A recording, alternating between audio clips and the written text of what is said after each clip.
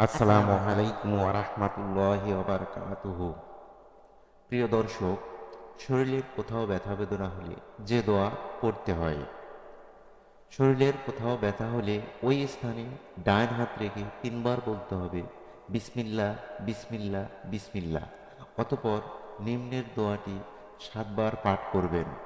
দোয়াটি হলো আউযু বিল্লাহি ওয়া কুদরাতিহি মিন শাররি মা আজিদু ওয়া হুয়া আজির। আউযু বিল্লাহি ওয়া কুদরাতিহি মিন শাররি মা আজিদু ওয়া হুয়া আজির। আউযু বিল্লাহি ওয়া কুদরাতিহি মিন শাররি মা আজিদু ওয়া হুয়া আজির।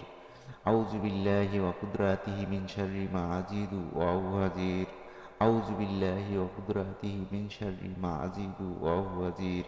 আউযু বিল্লাহি ওয়া কুদরাতিহি মিন শাররি মা আজিদু ওয়া হুয়া আজির। আউযু বিল্লাহি ওয়া কুদরাতিহি মিন শাররি মা আজিদু ওয়া হুয়া আজির। এভাবে 7 বার পড়বেন।